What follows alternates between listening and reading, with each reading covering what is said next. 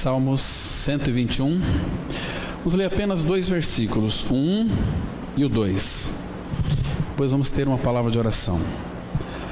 A palavra, ela diz assim: elevo os olhos para os montes. Tem uma outra versão que diz assim: elevo os meus olhos para os montes. Aí depois tem uma pergunta: de onde me virá o socorro? Aí tem a resposta no versículo 2: o meu socorro vem do Senhor que fez o céu e a terra. Até aqui, vamos ter uma palavra de oração. Pai, que alegria mais uma vez nos debruçarmos em torno da Tua palavra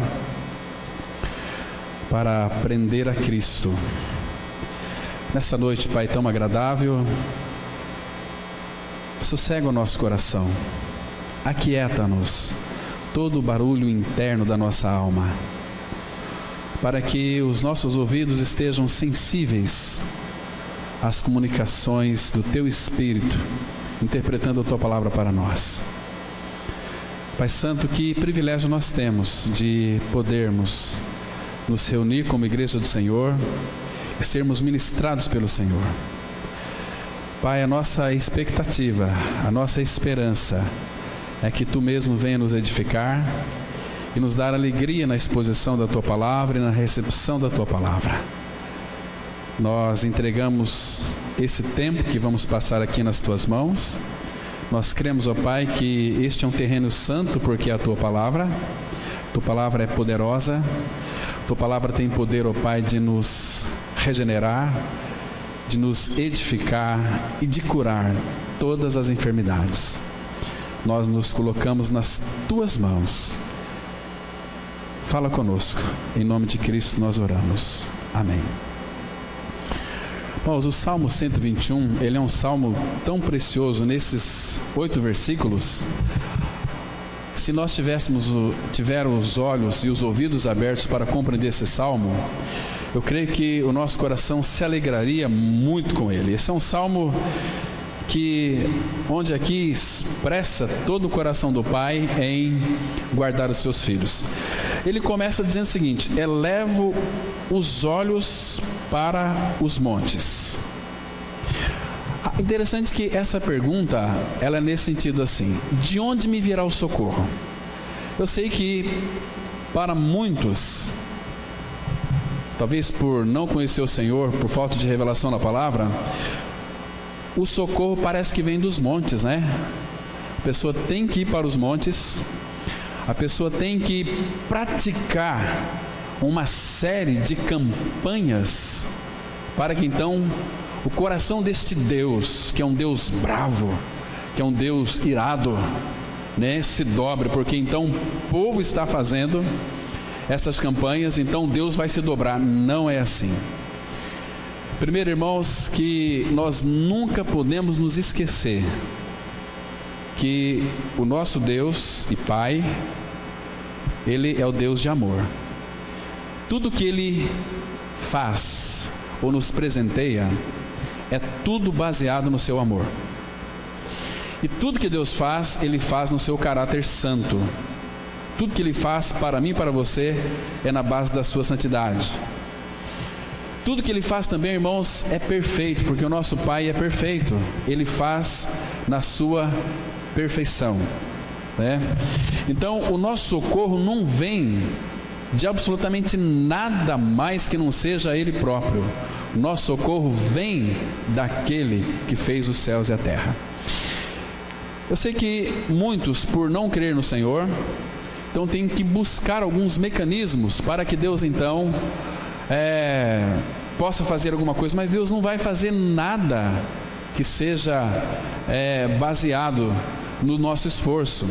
Tudo aquilo que o Pai já tinha para nós, Ele já nos fez, Ele já nos deu, já fez na pessoa de Cristo.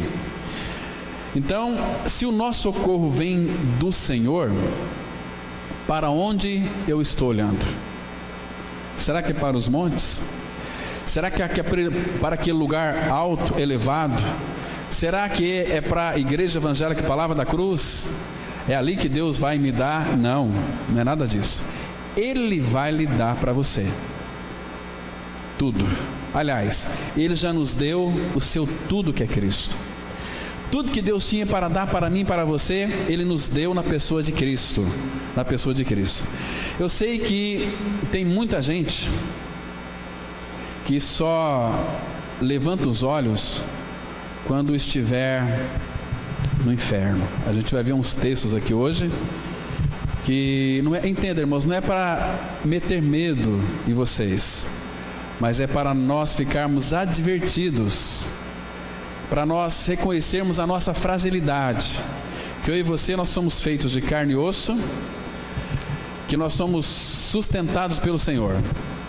E Jesus disse: sem mim nada podeis fazer.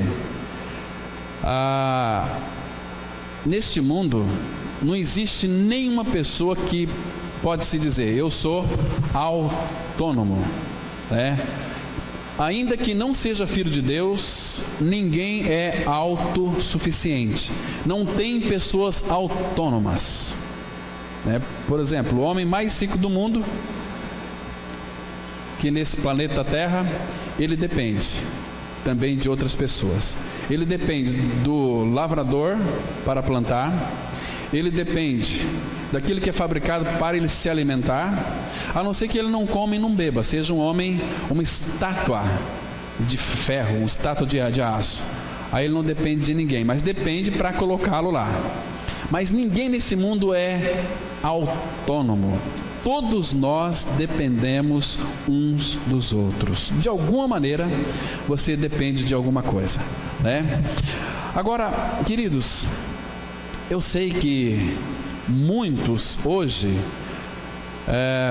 que a palavra fala muito claramente, eu creio, porque a Bíblia diz, enquanto nós estamos aqui reunidos, né, tocando nessa tecla deste evangelho maravilhoso que é o evangelho da graça, esse evangelho que traz salvação, esse evangelho que traz regeneração, esse evangelho que salva, existem no subsolo, no abismo, muitas pessoas tendo nesse exato momento, porque enquanto nós estamos aqui falando, pregando, nesse momento existem milhares de pessoas que estão perdendo as suas vidas nesse momento, e amanhã ou depois vai ser eu e você. E quando uma pessoa ela desce para a sepultura sem a vida de Cristo, ela vai ter o seu primeiro encontro de horror, de densas trevas, vai ter seu primeiro encontro, e esse encontro com as trevas eternas serão trevas eternas, que serão o Hades. A palavra Hades e Seol, estou dizendo aquelas pessoas que descem para a sepultura sem vida de Cristo. A palavra Hades ou Seol, ela significa inferno. Inferno é nada mais, nada menos do que uma sala de espera até o dia do juízo. Todo homem, toda mulher que está em Cristo, que creu, que foi incluído no corpo de Cristo, que foi crucificado com Cristo, essas pessoas, esses homens, essas mulheres, quando descem para a sepultura, elas vão direto para o paraíso, como aquele ladrão da cruz. Vocês se lembram? Que ele virou-se para Jesus e fez aquela oração tão linda lá em Lucas 23. Jesus, lembra-te de mim quando vieres no teu reino. E Jesus diz para ele: em verdade te digo que hoje mesmo estarás comigo no paraíso. Paraíso é um lugar de descanso até Cristo voltar à sua igreja. Davi não subiu ao céu. Davi era um homem segundo o coração de Deus, mas Davi está onde então? Ele está no seio de Abraão. Ele está no paraíso, até que quando Cristo volta à sua igreja, aí todos os irmãos lá do Antigo Testamento, os irmãos do Novo Testamento, serão levados para o reino de glória. Aí é o céu, para vivermos para sempre com o nosso Senhor. Mas uma pessoa que desce para a sepultura sem a vida de Cristo, ela vai levantar os olhos lá no inferno. Abra a sua Bíblia em Lucas, capítulo 16. Lucas, capítulo 16. Vamos ler aqui a partir do versículo 19. É uma parábola que Jesus conta. E Jesus, ele não está contando uma história, ele está contando uma história daqueles que desceram para a sepultura com a vida de Cristo e daqueles que desceram para a sepultura sem a vida de Cristo, prefigurado aqui no rico e no mendigo. Então, versículo 19, olha o que Jesus está contando aqui. Ora, havia certo homem rico que se vestia de púrpura e de linho finíssimo e que todos os dias se regalava esplendidamente. Este rico, a Bíblia não está dizendo que rico não vai entrar no reino dos céus. Vai entrar, é muito difícil um rico ser salvo, né? Mas porque é muito difícil um rico entrar no seu quarto e clamar a misericórdia do Senhor. Por quê? Porque ele se basta. Para mim não me falta nada, eu tenho tudo. Eu tenho muitas propriedades, eu tenho muito dinheiro no banco, eu tenho uma vida muito boa. E Provérbios 1, verso 30 e 32, a palavra fala que aquela sensação de bem-estar leva a pessoa para a ruína. Eu estou me sentindo muito bem. Aquelas pessoas que vai para o culto e saem do culto assim: hoje o culto foi uma bênção para mim, né? Isso é muito perigoso. O culto é oferecido ao Senhor e não para nós. Então Jesus, ele está contando aqui daquele que vivia regaladamente, esplendidamente. Uma pessoa que vive regaladamente nos prazeres deste mundo, ela não vai se importar com o Senhor. E aí Jesus fala aqui no verso 20: havia também certo mendigo chamado Lázaro, coberto de chagas, que jazia à porta daquele e desejava alimentar-se das migalhas que caíam da mesa do rico, e até os cães vinham lamber-lhes as úlceras. Aconteceu morrer um mendigo e ser levado pelos anjos para o seio de Abraão. Essa palavra aqui, seio de Abraão, é o paraíso, não é o céu ainda. Não é o céu. Nós vamos viver eternamente com o Senhor no céu, somente quando Cristo vier buscar a sua igreja.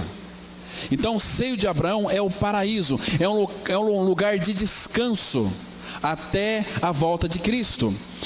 Apocalipse 14, versículo 3, a palavra fala assim que: bem-aventurados os mortos que desde agora morrem e entram no descanso, morrem no Senhor.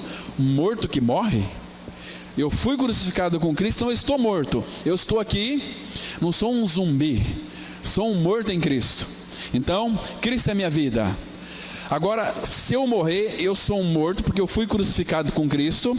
Eu sou um morto, e se Deus me chamar agora, qualquer aquele que creu que morreu com Cristo, você é um morto.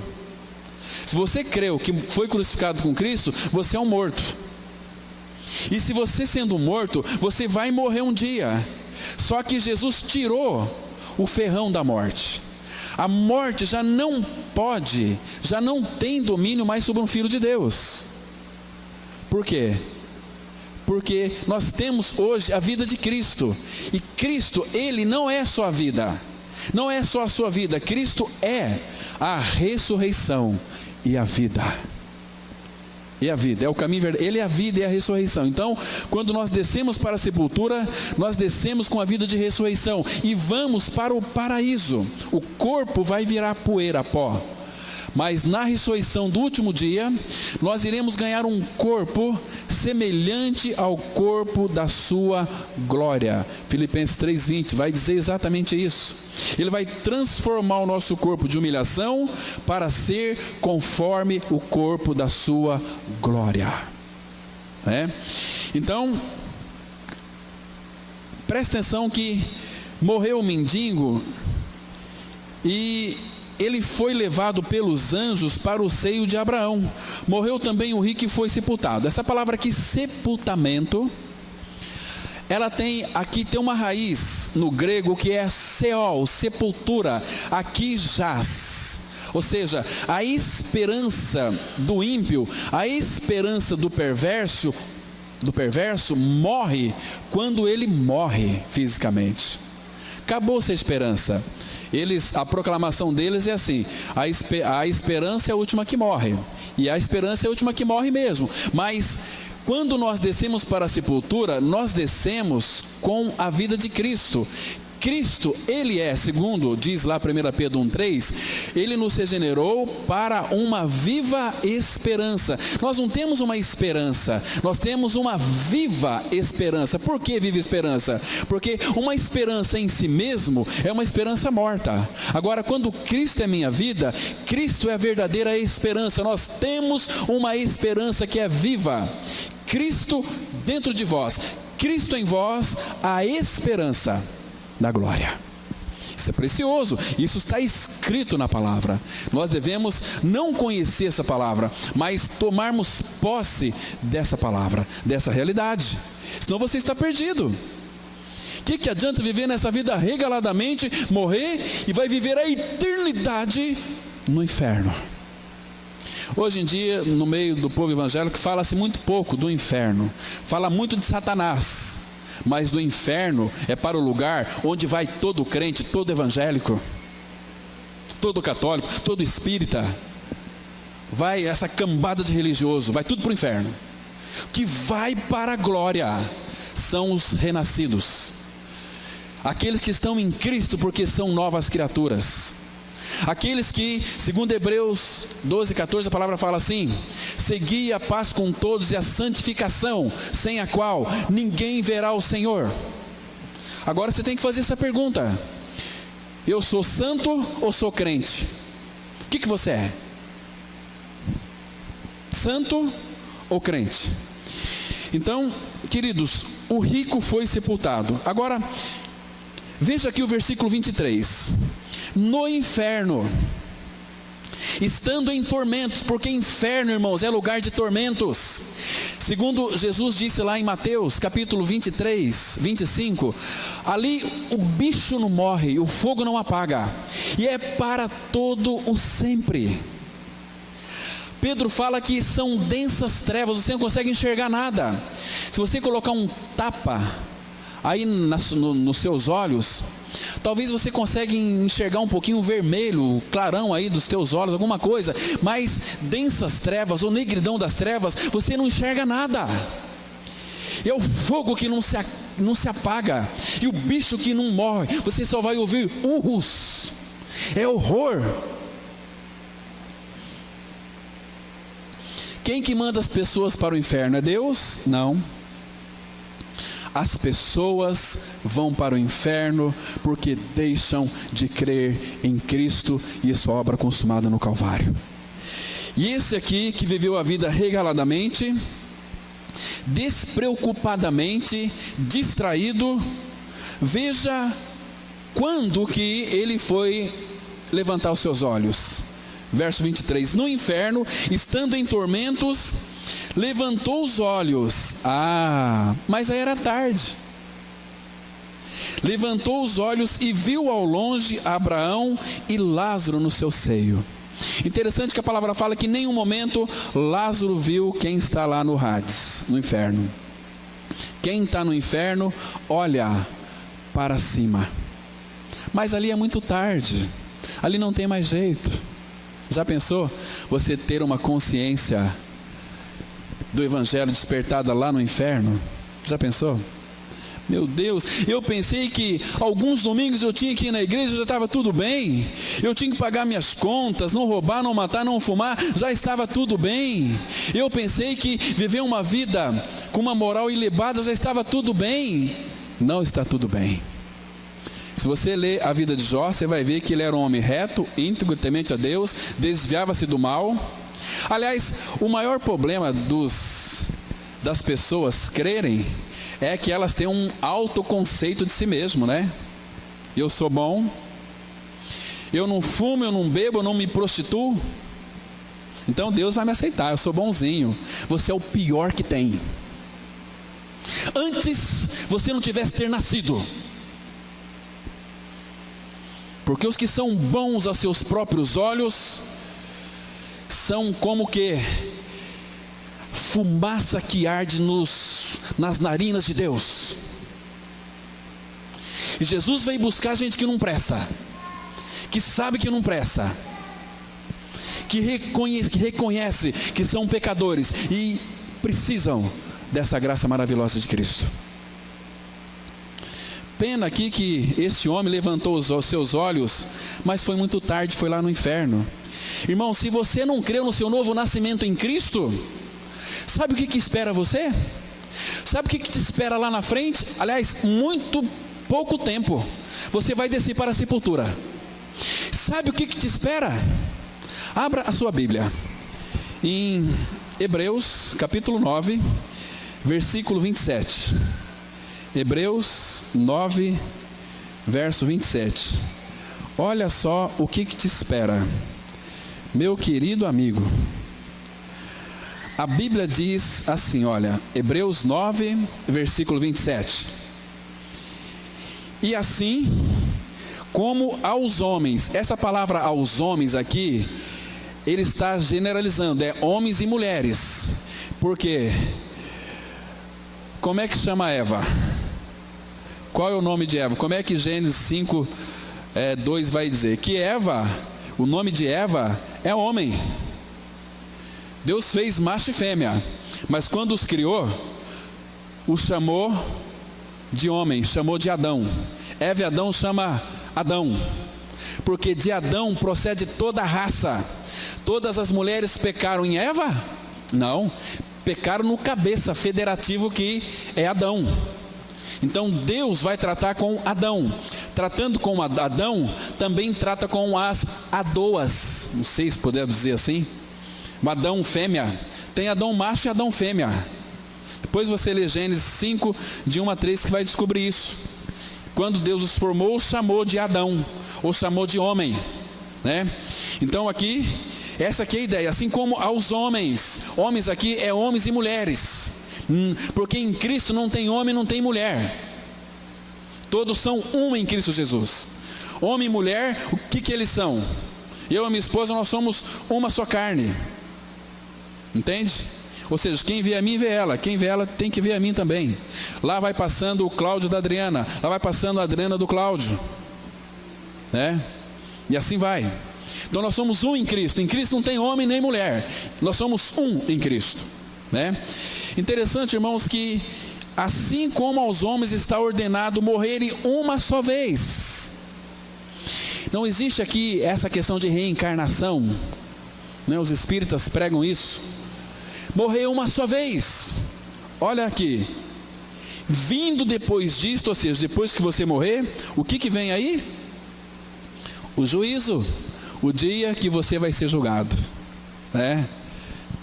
Irmãos, e se Ele te chamar você hoje, você está preparado para encontrar com teu Deus? Como é que está seu coração hoje? E a tua consciência, como é que ela está hoje? Está muito pesado ou não? Como é que você está com o Senhor? Você creu que foi purificado pelo sangue do Cordeiro? Você creu que você foi incluído no corpo de Cristo, que você morreu com Cristo, que Cristo é a sua vida? Porque se você não crê nesse fato, irmãos, pode ser evangélico, pode ser crente, pode ser católico, pode ser espírita, desceu para a sepultura, é o juízo. E Deus vai nos julgar segundo a verdade. Eu sei que agora talvez, enquanto nós estamos aqui pregando a palavra, lá no inferno tem muita gente. Oh meu Deus, por que eu não estou naquele culto hoje? Para ouvir o que aquele pastorzinho de meia tigela está falando lá. Por que um dia foram me pregar e eu disse não? Pecado mortal. É você rejeitar Cristo. Queridos, eu e você, nós vamos morrer.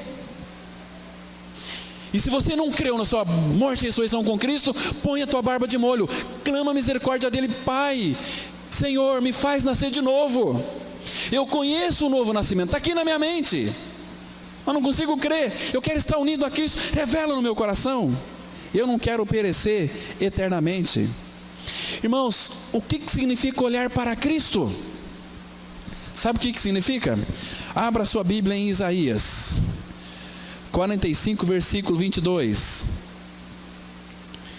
Isaías 45, versículo 22, fala aqui olhar para Cristo significa que você é salvo. Isaías 45, versículo 22. Esse aqui foi um dos textos que aquele príncipe dos pregadores, quando ele leu, ele creu, Spurgeon. Diz assim a palavra: olhai para mim. Não é olhar para pastor, no homem de Deus, a mulher, o grande homem de Deus. Queridos, Deus não tem grande homem na sua obra. Olhai para mim, olhar para Cristo. Não confunda olhar para pastor, não, é para Cristo. Pastor não salva ninguém. Aliás, pastor é uma grande complicação para as pessoas que creem em Cristo, porque às vezes nós começamos a passar a mão na cabeça das pessoas, nós começamos a agradar as pessoas e não pregamos a verdade para as pessoas. A verdade tem que ser dita, doa quem doer. É a palavra de Deus. Se Ele nos chamou para pregar a palavra, temos que pregar a palavra. Olhai para mim e sede salvos, vós todos os limites da terra, porque eu sou Deus e não há outro. Esses dias eu vi um absurdo de um pregador: não, você não tem fé, vem com a minha fé. Fé demais não cheira bem. Quem que tem fé, irmão? Às vezes a pessoa fala: eu tenho uma grande fé, mas não sabe nem o que é fé. Está cheio de ilusão na sua mente. O que é fé? Fé é uma pessoa, é Cristo. Ele é o autor e o consumador da fé. Uma pessoa só pode dizer que ela tem fé quando ela tem Cristo no seu coração. E Cristo sendo formado, convém que Ele cresça e que eu diminua. Cristo é a nossa fé. Porque se você creu que foi crucificado com Cristo, você morreu. Se você morreu, quem que vive? Cristo. Cadê você?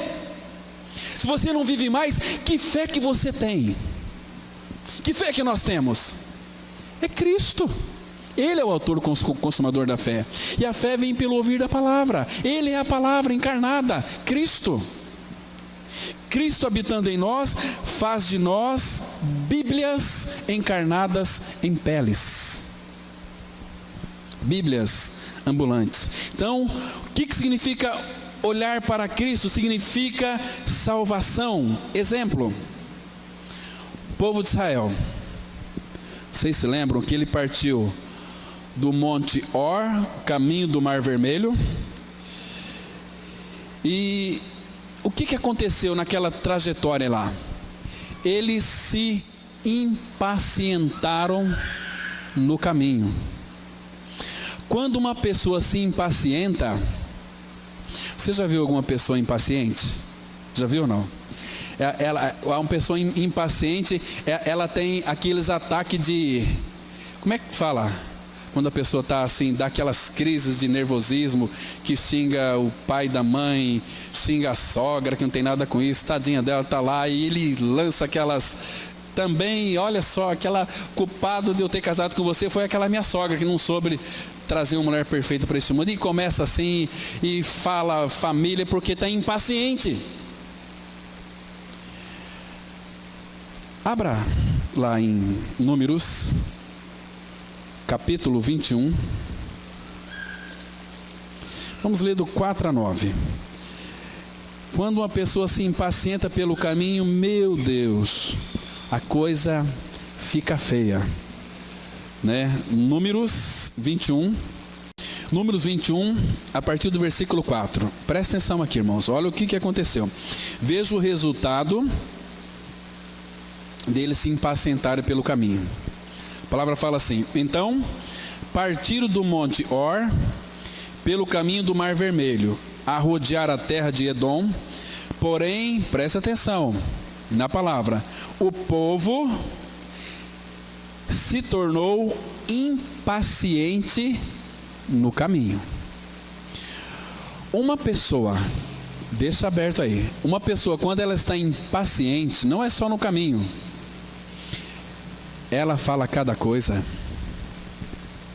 Uma pessoa impaciente, ela amaldiçoa, ela xinga, ela fica... Eu já vi cenas. Às vezes eu estou na fila do banco, Aí vem aqueles, puxa vida, mas que fila, e lança aqueles, tamanho de fila é essa, não vai mudar nunca. Tem fila para tudo, e olha no relógio e sai feito doido, e sai cuspindo fogo, falando consigo mesmo, trocando aquela ideia consigo mesmo, aí, batendo a cabeça, bravo, irritado, impaciente. Aí sai aquelas impropérios, né? E Jesus fala assim que toda palavra frívola que os homens disserem vai dar conta dela no dia do juízo. Quando você começar a ficar impaciente, lembre-se que você está morto com Cristo na cruz, e um morto não tem o direito nem de se impacientar, porque o impaciente ele vai pastar, vai comer capim depois, se torna o dono do pedaço, cheio de piti, impaciente. Muito bem, e veja o que aconteceu por causa dessa impaciência. Versículo 5: e o povo falou contra Deus e contra Moisés. Por que eles falaram contra Moisés e contra Deus? Porque eles estavam impacientes. Olha, gente, quando eu vejo uma pessoa impaciente, eu tenho vontade de pegar essa pessoa, amarrar essa pessoa e dar uma pisa nessa pessoa, sabia? Apanhar mesmo, até sossegar o facho. Uma pessoa impaciente, ela morre muito cedo. Eu saí, depois de um estudo aqui, fui visitar o irmão, aquela agitação toda, aí foram verificar a pressão do irmão. Eu falei, verifica a minha também. Minha pressão estava 16. Aí a pessoa olhou e falou, Cláudio, mas eu estou pressão, você tem pressão alta? Falei, desculpa, eu vou sentar ali, não é isso, ali, 10 minutinhos. Aí verificou a minha pressão, aí estava 12/8. Aí eu entendi, é quietude. Jesus fala assim, não andeis ansiosos de coisa alguma, não vos preocupeis com o que haveis de comer, beber e vestir. Tranquilo. Ele fala assim, vinde a mim todos vocês que estão cansados, sobrecarregados, eu vos aliviarei. Tomai sobre vós o meu jugo e aprendei de mim, que sou manso e humilde de coração, e achareis descanso para as vossas almas. Irmãos, é tão delicioso, né? O seu interior está descansado no Senhor. Salmo 23, o Senhor é meu pastor, nada. Tem gente que fala assim, e nada. Não, não é e nada. E nada não tem. O Senhor é meu pastor, nada me faltará. Você acha que não dá para descansar? E o versículo 2 fala assim, Ele me faz repousar em pastos verdejantes. Ele leva-me para as águas de descanso, serenidade, tranquilidade. Por quê? Porque eu tenho um Pai que me ama e cuida de mim. E Ele cuida de uma forma tão perfeita, né? Então aqui eles se impacientaram e falaram contra Deus e contra Moisés. E veja o que eles falaram. Por que nos fizeste? Presta atenção que eles não estão falando aqui para Moisés, é para Deus, é contra Deus e contra Moisés. Por que nos fizeste subir do Egito, para que morramos nesse deserto, onde não há pão nem água? E a nossa, veja aqui, irmãos, e a nossa alma tem fastio deste pão vil. Este pão aqui é uma figura de Cristo. A nossa alma tem enfado deste pão vil. Hoje os evangélicos, os crentes de meia sola, têm enfado de Cristo. Não querem Cristo? Vamos para uma campanha, vamos para os montes. Para eles o socorro deles vem dos montes, mas para o Filho de Deus o meu socorro vem do Senhor, que fez os céus e a terra. Ele é meu Pai, Ele te ama. Ele fala assim, olha, se vós que sois maus, sabei dar boas dádivas para os vossos filhos, quanto mais vosso Pai Celestial dará boas coisas aos que pedem. O Pai cuida de nós. Mas e nessa tormenta terrível? A Bíblia diz que Deus tem o seu caminho na tormenta. Na tormenta Ele tem um caminho para você, meu irmão, minha irmã. Ele não vai te abandonar, não vai te deixar. Hebreus 13:5 diz que Ele nunca te deixarei, jamais te abandonarei. É nós que abandonamos Ele, nós que fugimos dele. E veja o que mais aqui, versículo 6: Então o Senhor mandou entre o povo serpentes abrasadoras, que mordiam o povo, e morreram muitos do povo de Israel. Então aqui é uma morte precoce. Hoje não é diferente não. O que Deus manda para matar os impacientes?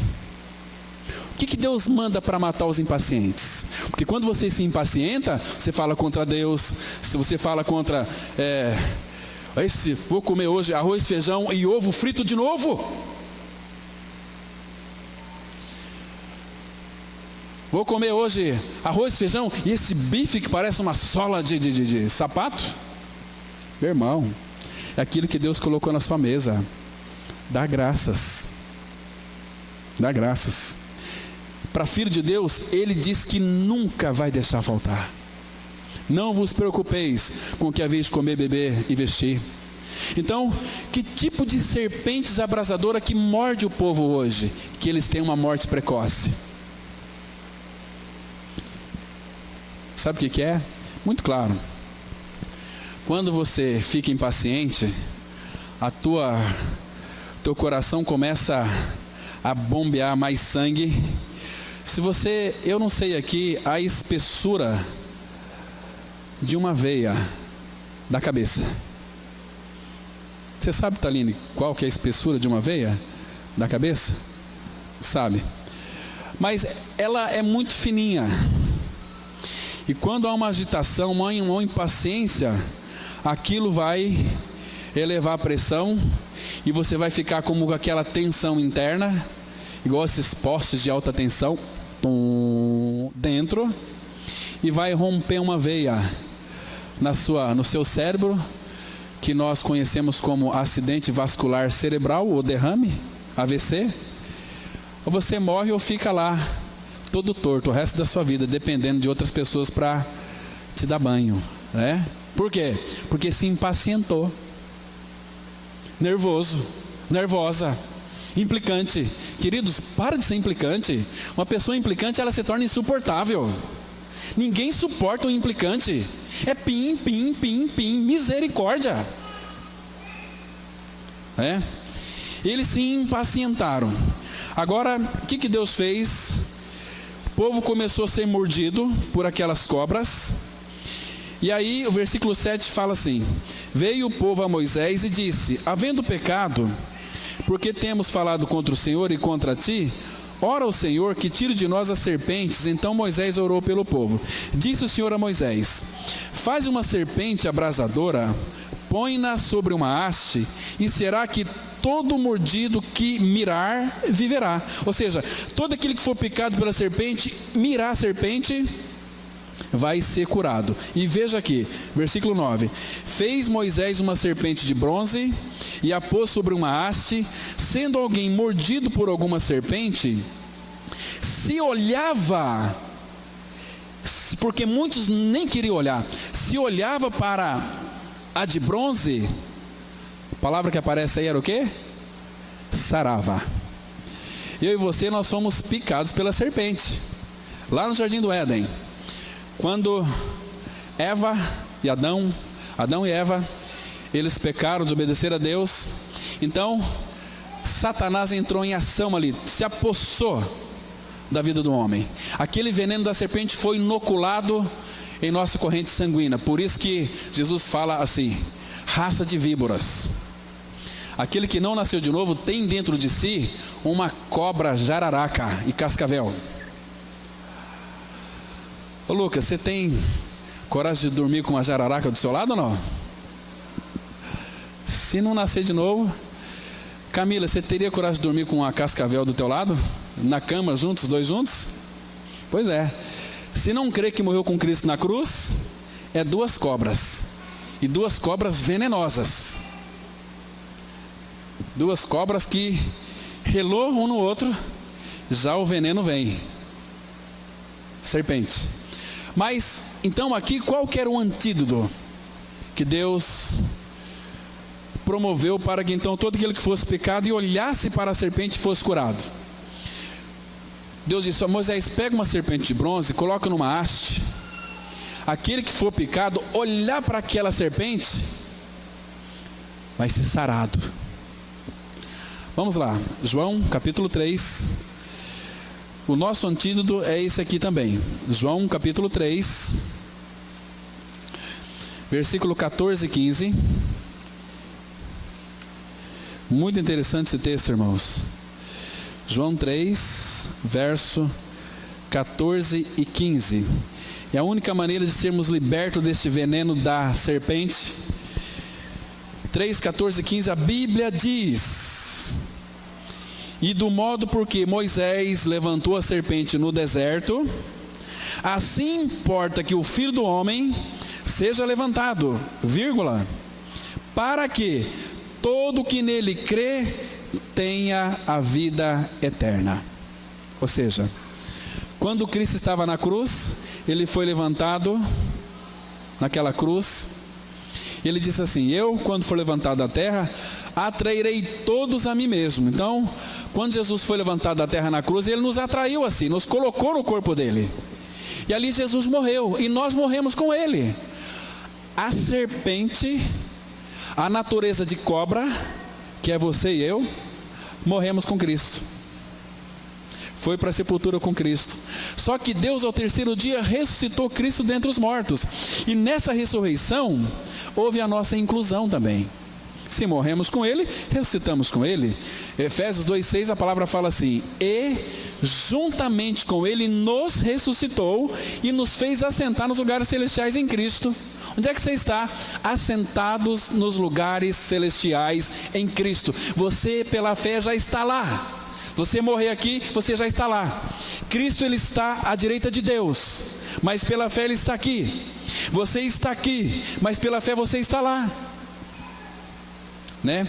Irmãos, isso é maravilhoso, isso é precioso. Então, amados, não tem desculpa. Temos que olhar para a obra consumada do Calvário. Porque, abra lá em Isaías, capítulo 52, versículo 10. Isaías 52, verso 10. Isaías 52, verso 10. A palavra de Deus, ela diz assim, olha: o Senhor desnudou o seu santo braço à vista de todas as nações, e todos os confins da terra verão a salvação do nosso Deus. Para onde é que você está olhando? É para o pastor? É para a religião? Ou é para Cristo? O que significa o Senhor desnudou seu braço? Aqui ele arregaçou as mangas. Ele desnudou. A ideia aqui de arregaçar a manga: eu vou realizar a salvação, porque não tem Salvador. Ele fala assim: quem há de ir por nós? Naquela reunião da Trindade, tipificado lá em Isaías capítulo 6. Quem há de ir por nós? Deus falou: o Espírito e Cristo. E o Filho: eis-me aqui, envia-me a mim, eu vou salvar aquele povo pecador. Aí o Verbo se fez carne. Essa ideia que ele desnudou o seu santo braço. Porque foi na cruz que Jesus morreu com seus braços desnudados. O Deus eterno que não morre, morre na cruz, Cristo. Só que naquela morte morreu eu e você. Paulo diz assim: já estou crucificado com Cristo, e morri, e vivo não mais eu, mas Cristo vive em mim. Você já creu nessa verdade? Isso é verdade na tua vida? E então, não é olhar para os montes, é olhar para Cristo. O Senhor desnudou seu santo braço à vista de todas as nações, e todos os confins da terra verão a salvação do nosso Deus. Todos verão. Nem todos vão crer, mas hão de ver. Irmãos, o que significa olhar para Cristo? Significa que você terá uma carreira vitoriosa. Hebreus 12, 2, a palavra fala assim: olhando firmemente para Jesus, autor e consumador da nossa fé. Nossa vitória está nele. Ele é o Senhor da vitória. E outra coisa, e vitória em tudo, em tudo. Ele foi vitorioso em tudo. Na cruz ele não foi vitorioso, na cruz ele foi um derrotado. Mentira. Na cruz ele venceu principados, potestades. Na cruz para muitos é lugar de fracasso, cruz é lugar de morte, mas para o nosso Senhor é lugar de triunfo. Colossenses, vamos lá para a carta do apóstolo Paulo aos Colossenses, capítulo 2, Colossenses, capítulo 2, versículo 13, veja aqui o triunfo, onde foi um triunfo de Cristo, capítulo 2, versículo 13, olha o que a Bíblia diz, Colossenses 2, a partir do verso 13, e a vós outros que estáveis mortos pelas vossas transgressões. Uma pessoa que está em pecado, ela está espiritualmente morta.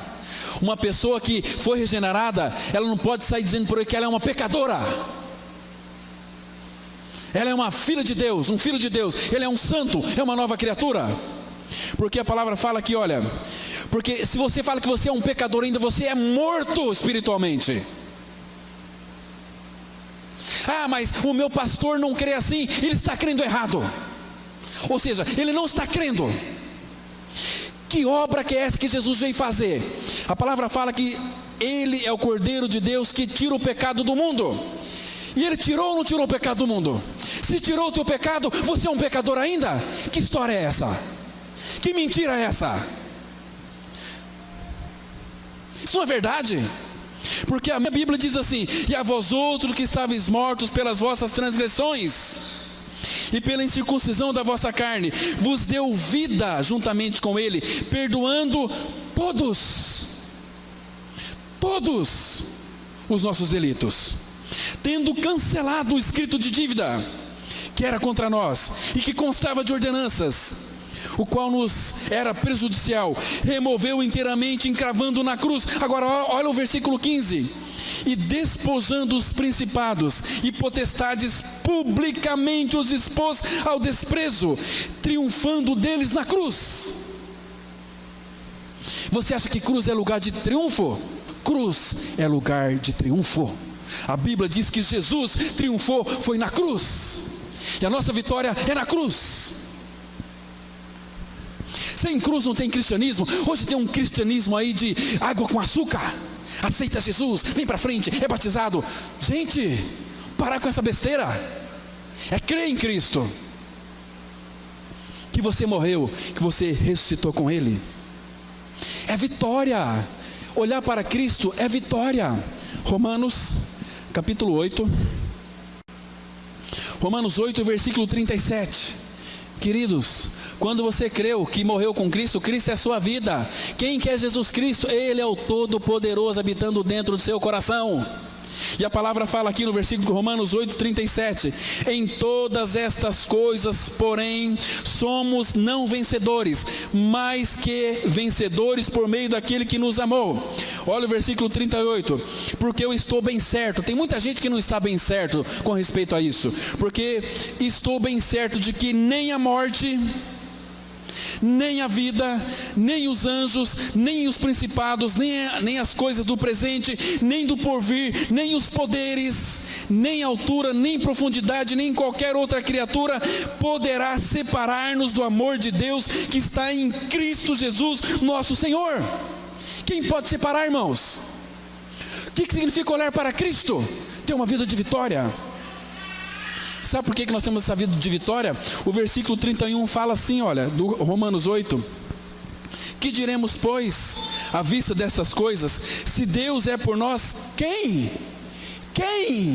será contra nós? Deus não é contra você, Ele é por você, porque é teu Pai.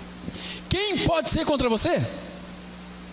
E a gente vive uma vida aí miserável, subalterna, raquítica, de mendigos. Nós não somos mendigos espirituais. Somos filhos de Deus em Cristo Jesus. E temos o tudo que é Cristo. Se Cristo é a nossa vida, nós temos tudo. Esse tudo é Cristo. Vale a pena ler esse texto. Colossenses capítulo 3, versículo 11. Olha que precioso texto nós temos aqui, irmãos. Colossenses 3, versículo 11. A palavra, ela diz assim, versículo 11: no qual não pode haver grego nem judeu, circuncisão, nem incircuncisão, bárbaro, cita, escravo, livre, porém Cristo é tudo. Cristo é tudo. A Bíblia diz que Cristo é tudo. Quando Cristo é a sua vida, o que você tem em Cristo? Cristo é tudo. E quem tem tudo, precisa de mais o quê? Qual a ambição maior? É que Satanás ilude a cabeça das pessoas. Você tem que ir lá na igreja buscar a tua bênção.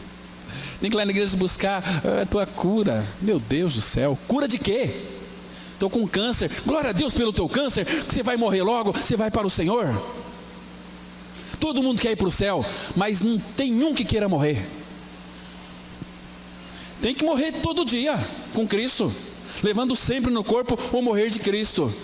Paulo, ele falava assim, olha, queridos, eu prefiro deixar o meu corpo e habitar com o Senhor, que é incomparavelmente melhor. Mas por que, Paulo? Porque eu morro todos os dias. Então quem está acostumado a morrer todos os dias, quando a morte vier, o que tem? Mais uma morte? Eu morro todos os dias, já estou morto. Então vem a morte. A morte vai ser o trampolim para a glória. Então, Cristo é tudo. Quem tem Cristo tem tudo. Quem tem tudo pode descansar. Ei, irmãos, é precioso demais. Queridos, para onde você está olhando? É para os montes ou é para Cristo? Domingo que vem nós vamos voltar aqui. Vamos tratar de assunto aqui, vai ser mais profundo. Hoje foi uma introdução para nós continuar no próximo domingo, ok? Por hoje está bom, mas não olhe para as circunstâncias, não olhe para as crises, não olhe para o anticristo, não olhe para homens, olhe para Cristo. Olhe para Cristo e busque tudo nessa pessoa, porque tudo que nós temos está nessa pessoa. Cristo é tudo em todos. E se Cristo é tudo, o que é tudo, hein? Tudo é tudo, tudo. Agora, quem não tem tudo, aí vai buscar campanhas, vai buscar subir no monte, vai buscar fazer olha, meus irmãos, eu quero fazer uns 7 dias de oração. Puxa vida, a palavra fala assim, quando vocês for orar, entra no quarto de vocês, fecha a porta e fala com o Pai. O Pai que vê vocês em secreto, o Pai vai recompensar vocês. Vai ter comunhão com o Rei dos Reis, Senhor dos Senhores, ali no quarto. Queridos, já pensou que lindo que é você, uma criatura tão imprestável, uma criatura que não vale o feijão que come, eu e você. A palavra fala, eu estou falando isso para dar moral, mas a Bíblia diz que sois menos do que nada. Vai lá. Mas ele veio amar gente que não presta, igual eu e você. Ele veio tirar o nosso coração velho, podre, cheio de preconceito, cheio de achismo. Eu penso assim, eu acho assim, não sei o quê. Ele veio tirar essa porcaria de dentro de você, veio colocar uma vida divina, vida nova no seu coração, veio colocar sabedoria, veio colocar santidade, veio colocar amor, veio colocar alegria, veio colocar paz, veio colocar tudo. Cristo é tudo que você precisa. Não busque nas coisas, busque nele. Quando nós descobrimos esse segredo, achei o segredo, é Cristo no coração.